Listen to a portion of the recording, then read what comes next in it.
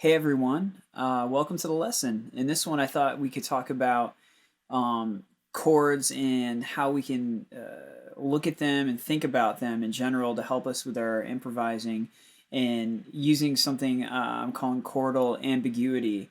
And what I mean by that is that I think often if we think of, or if I think of a chord, I think of it as a singular thing. A G chord is a G chord, and that's it. But if we take a closer look, we can find some other stuff going on that can be really interesting. It could be a helpful tool in playing a solo or improvising in general. So, but if we trace everything way back to its simplest form, even when we talk about a single note, that's even a bit of a fallacy because we hear a note and we think we're hearing one tone, but we're actually hearing many tones all at once. But we're hearing the lowest one, and it's built from there in the harmonic series, the overtone series. And I won't get too into that right now. But the main point of it, even bringing that up, is that it can change how we think of things. So instead of thinking of a singular thing, we can expand our possibilities. So in the example that I'm going to use for the lesson here, we're going to take just a chord change that's going to have an A chord going to a D chord. And let's start with that. So if we look at an A major chord, and we really break it down to its simplest form, well, let's first look at the root of an A major chord, which is A. So that's our starting point. Now, the next step would be to harmonize that, and we're going to make it a major chord. So we need the major third, which is 4 semitones up from the root. And when we add that, we have what's called a dyad. So it's 2 notes at the same time. Now, technically, I guess you need 3 notes to make a chord. But if you think of a power chord or something, if you're going, like that, we call that a chord. It's 2 notes, but I guess technically it's got to be 3, but we'll call it a dyad for now. So if we take an A and a C sharp, that is the beginnings of a major chord. And then building from there, we'll make it a triad. And we have an A, a C sharp, and an E. So right off the bat, what we end up with there, if we really break it down and look at it, is we have one dyad, which is an A and a C sharp, which is a major third relationship. And then if we look at the next step of that, if we put the C sharp and the E together and play it like that, that's a minor dyad. So a major dyad usually has this diagonal shape where they're 1 fret apart.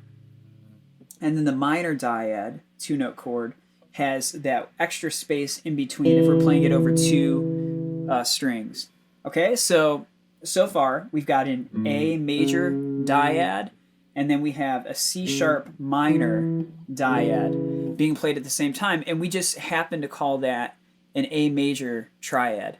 But right off the bat, you can see that it is ambiguous. It isn't just one thing. It depends on how you perceive it, and we can use this to our advantage for sure. So now if we continue on, we can keep going and add notes as we go. So if we make that a 4-note voicing, and we want to add, let's say, the 7th. So if we're thinking of our A chord in the key of A, then our 7th would be a major 7, which would be a G sharp. So if you go A, C sharp, E, G sharp, that would be your A major 7th chord. You can voice it a bunch of different ways. You could do it like that, or like that, or let's see, like that. So a bunch of different ways we can do it. It doesn't really matter for now. What we may want to look at here, though, is if we look at the 4-note version of our chord, then what we end up with is 2 triads that share kind of an axis. So we have an A major triad, and then we have a C sharp minor triad, and if we play them together, that's an A major 7th chord. So now if we want to take a closer look at this, what we can do is just loop an A major 7th chord, and we're going to try playing an A major triad and then a C sharp minor triad and see what we get.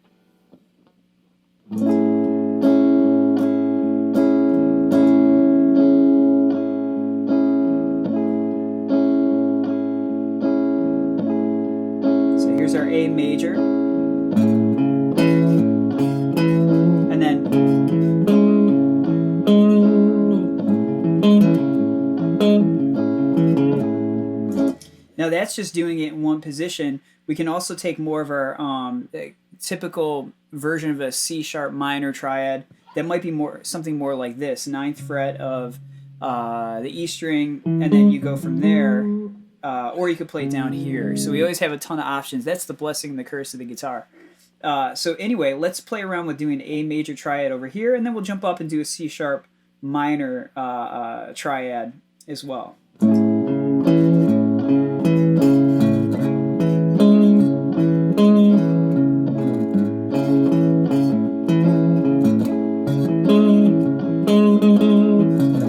So right away, that's a nice, kind of tranquil sound that we can get. And that's an important thing, is that we want to be intentional with what kind of sound we want to get out of it anyway. Because if you want like a bluesy kind of sound, that would not be the way to go. But we'll talk about how we can shift the way we even think of that A major chord. So we've got A major that we can play over that, and C sharp minor. And then we can also, if we make the C sharp minor, if we make that a 7th, then we get some cool sounds, and we can keep adding as we go. So if we play an A major 7th chord and then make the C sharp minor a 7th chord too, now the C sharp minor will have a flat 7, which is going to be a B natural.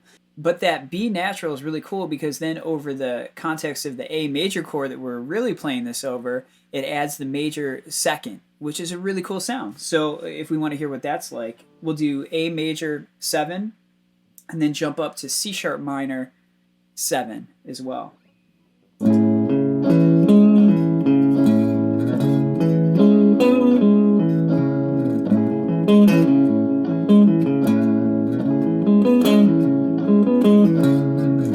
So I hope this is making sense what we can do with this. This is only the beginning of it. We can take one chord but then overlay other chords too.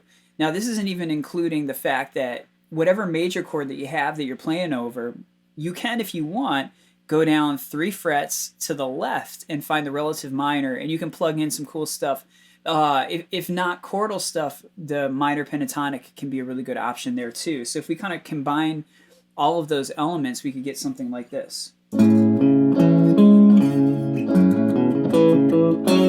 then C sharp minor 7.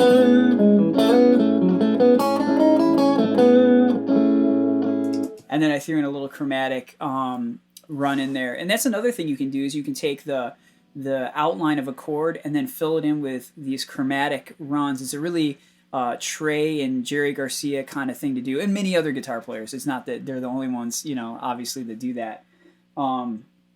But again, I was just going between like an F sharp minor pentatonic, which hits on our A major chord perfectly.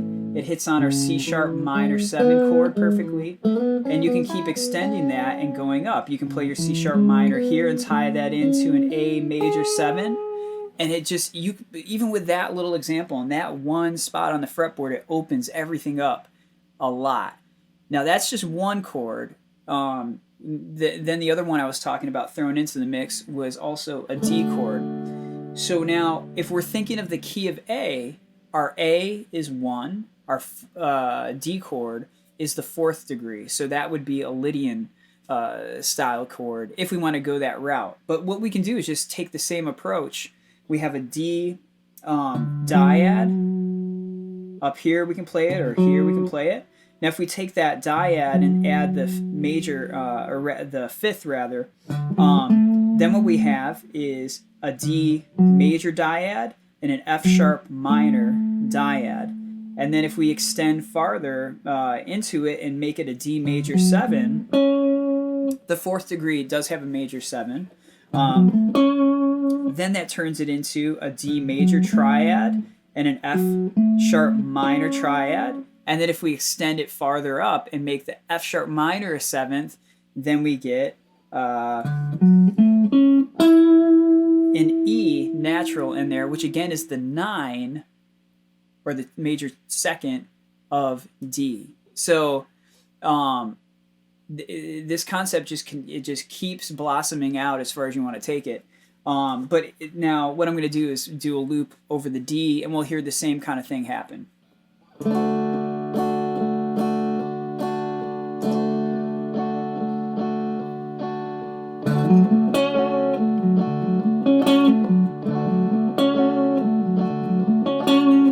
That's if we just do D major 7, and if we go up and play an F sharp minor 7, we get. And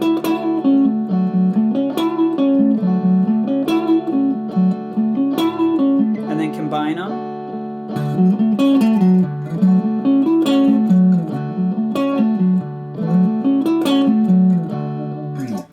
Now, to add another layer to that, just like we did with the A, we can say, well, okay, we're playing a D major chord. We can backtrack 3 frets to the relative minor, which the relative minor of D is a B minor. We can plug in either you can do some B minor style triads, or you can do B minor pentatonic, and you might get something like this. And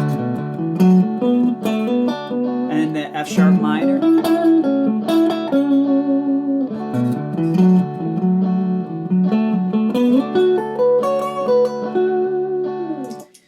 So again, it has that same kind of really relaxed, tranquil kind of vibe. And if that's the style of jam you want to do, even just mixing in those triads, it can really go a long way. You can get a lot of mileage out of that, because that's not even including the fact that for the A major and for the D major, you have root position, you have first inversion, you have second inversion. If you're doing sevenths, you can go even farther than that with your inversions. Same thing with the D, root position, first inversion, second inversion, and so on. And I'll probably do another ideas for improv episode where I just talk about that, maybe. If that's an unfamiliar thing, or if you're not sure how to get around the fretboard with that, we can definitely dig into that. Now let's take a look at a couple examples of what we can do if we apply this to just a little quick chord progression where we go A for a measure, D for a measure, and then back and forth, and the different ways we can manipulate this and overlay different chords on top of the ones that are on the loop. So we'll check that out now.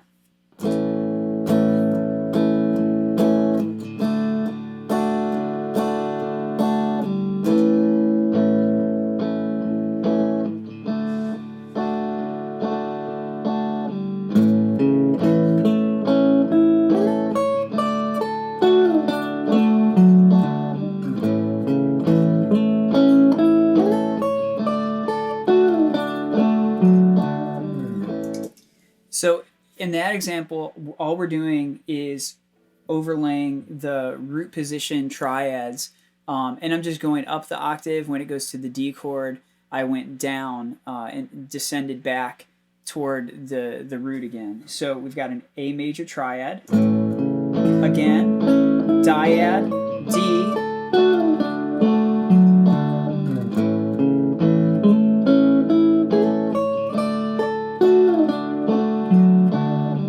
and you know, the way I'm playing this, you can definitely change around the position that you do it, and you can definitely be a little more efficient with it. I'm just trying to use simple shapes and forms so it's a little clearer to see the concept. Now let's try overlaying a C sharp minor kind of vibe over the A, and an F sharp minor kind of vibe over the D chord, and see what we end up with.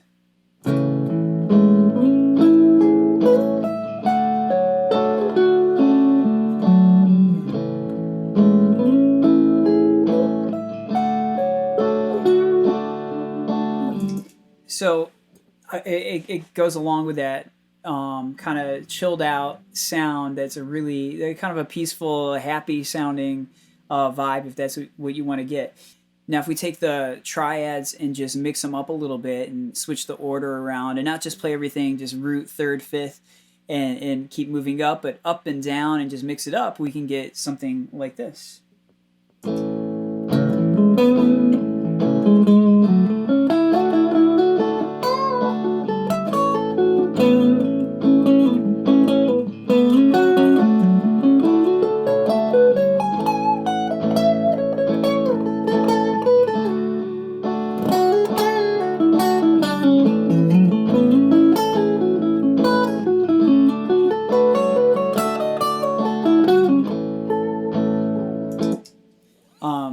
So the possibilities are nearly endless for that. The way you can mix up the rhythm of it, um, switch up the type of triad you're playing, an inversion, and so on. Now we can also take the relative minor. In the case of the A major, that would be F sharp minor. In the case of the D, that would be B minor. And we can overlay some runs using the pentatonic scale too, and mix that in with the chords we're talking about. Over A, we can do the A.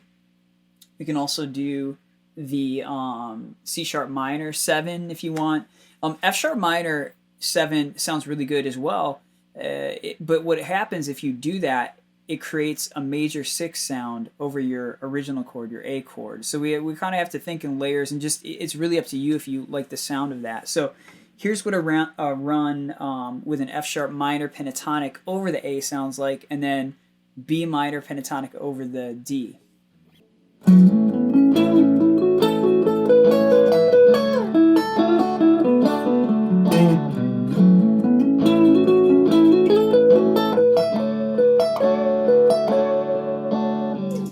So what you may want to do is think about, even if you use an F sharp minor pentatonic over your A, you may want to be a little more intentional about what your starting note is and what your ending note is too. So rather than starting with F sharp minor in that run, I'm going to start with an E and do it like that.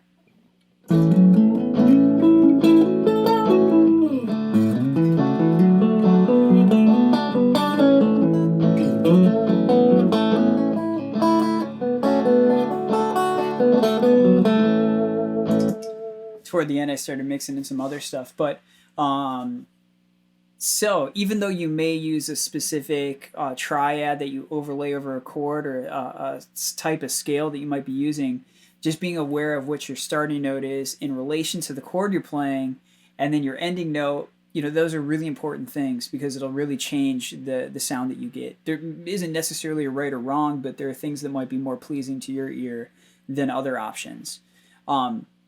Now, when we have those two chords, we've got A and we've got D. The thing is, we can feel that as the key of A, or we can feel that change as the key of D. Or we can actually even change more than that, but I'm going to keep it kind of simple for now and just do those two different keys. So if we're playing in the key of A, our A is the first degree, that's our Ionian. Our D is the Lydian, that's our fourth degree. But if we flip it around, what happens is our A becomes the 5, so it's Mixolydian with a dominant 7. And then our D becomes 1 with the, it'll be Ionian. And this creates some interesting stuff. Now, mostly what it can, for what we're talking about, what it'll do is it'll create that dominant sound over the A, which we didn't have before. And that gives you a little more attitude. You get kind of more into the bluesy sound with that scenario. So what we're going to do for the next example is think of the A chord is, instead of a major 7th chord, a dominant 7th chord. So instead of this kind of thing, we're going to be doing that style of chord.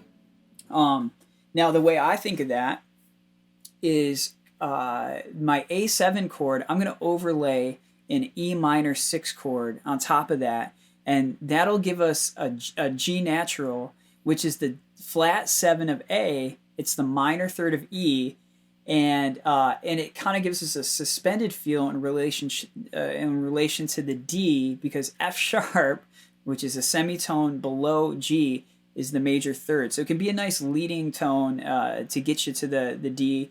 So let's see how that goes if we mix those in.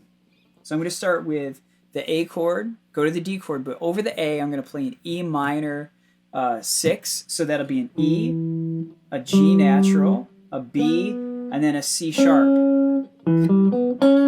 Kind of sounds like the lick in It's Ice, except for he's doing it in a bit of a different spot, but it gets that same kind of vibe. Over the D, I'm going to keep it really similar to the other version where I play a B minor triad or an F sharp minor. I'll just kind of go back and forth. So here's the E minor 6 over the A.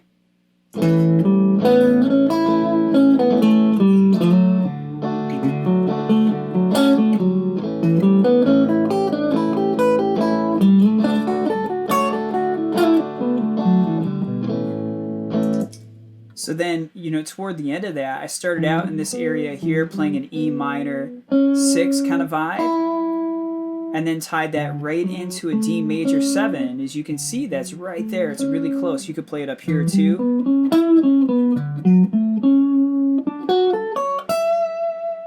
And then toward the end of that little loop I did a second ago, I started to branch up into this B minor pentatonic area. You could also think of it as your D major in sort of a G chord shape.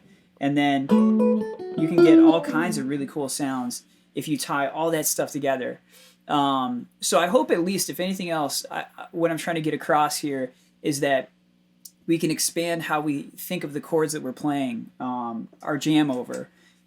And really, if there's a one chord vamp that's happening, let's say you're just jamming with your friends or with your band, and it's just like an A, kind of like an A vibe, and you can make it major or minor, especially if it's just like a trio and you have a bass player but maybe not keys. I mean, that's ultimate freedom for a guitar player, because you can make the audience feel that A as a minor chord. You can make them feel it as a major chord. You can make them feel it as the Lydian, as the Mixolydian. So you have a lot of choice, and even if you have a piano player, you can kind of vibe off of each other and take it to different places, which makes the jam more interesting than feeling like you're stuck with just the same minor pentatonic that you might always play. Or I do that too, so I'm not saying anybody does that in particular, but it's good to expand things and take it a little farther than the original chord that you're playing over. So cool. Yeah. In the description, I'll have a link to a worksheet with some different options you can do. So what I would recommend is maybe download that PDF, take a look at the different triads you can overlay and the different kind of sounds you'll get. And then if you have a looper, loop those chords and just see which ones you like. It's really going to be subjective. The way that I think of this stuff is that certain chords over other chords, it's kind of like mixing colors. It's like you can have a really dark blue, you can have a powder blue, you can have dark orange, bright light orange, and so forth. Depending on how you mix things up, you'll get a different sound, a different color. Cool. I hope that makes sense. I hope it helps. If you need extra help, if you're not sure what I'm talking about at all, just hit me up, phishguitarlessons@gmail.com. If you have specific questions, or if you want to set up a private lesson, I'm always down for that. And I'll see you guys next time. Thanks so much.